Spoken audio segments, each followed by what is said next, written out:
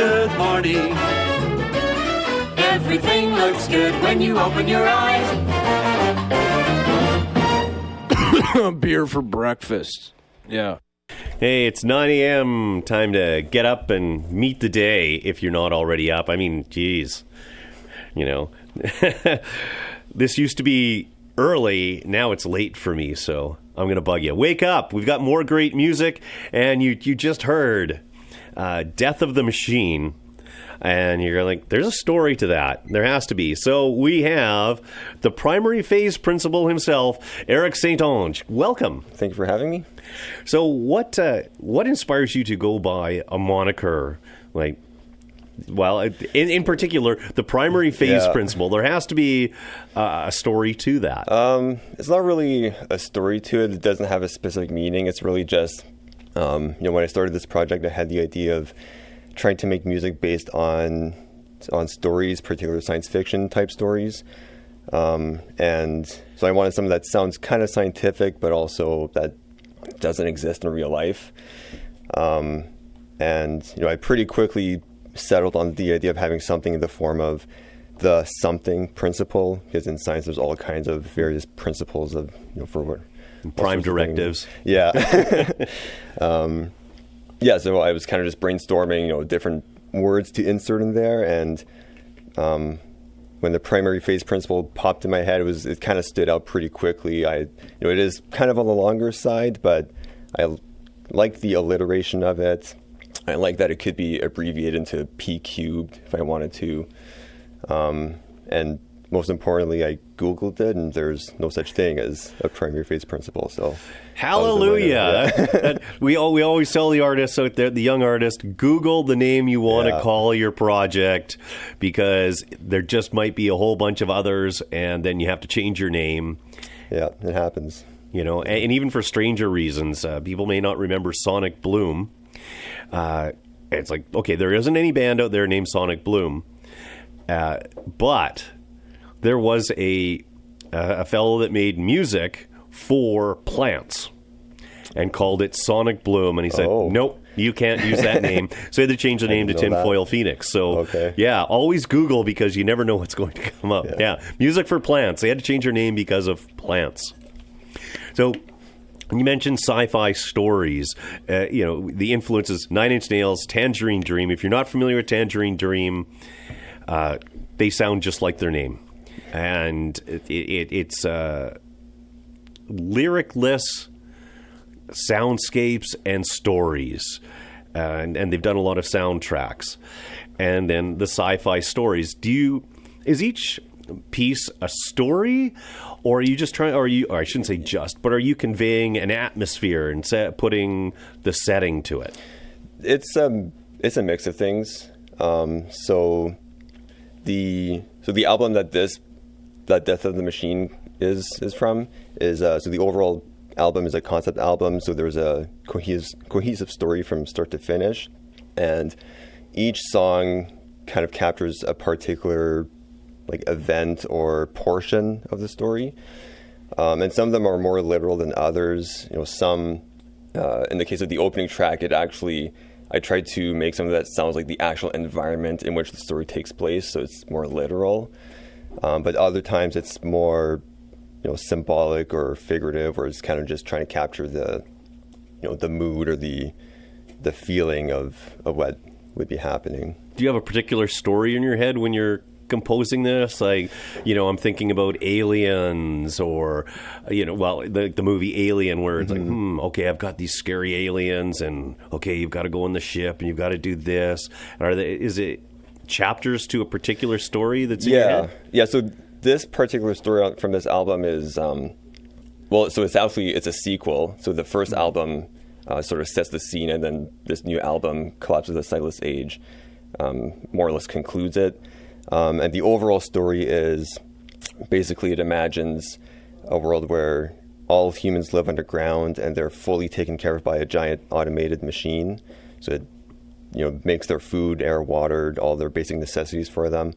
So the people sort of grow complacent, and after a few centuries, they begin to forget their origins and where this machine came from, and even what its purpose is. They sort of start to see it as just the fabric of their world, and they don't realize that it's taking care of them.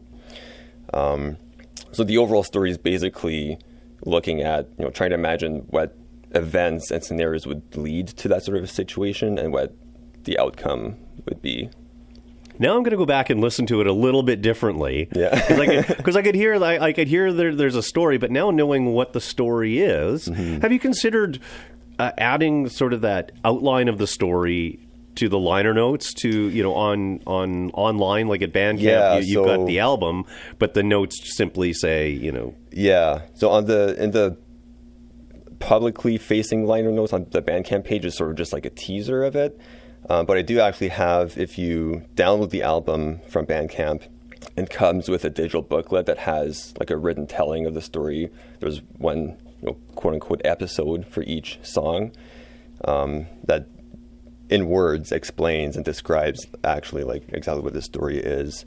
And there's some additional images to go along with it as well. So I should have paid better attention because all I did was listen to the music. It's a little bit hidden. It's kind of meant to be a bonus surprise.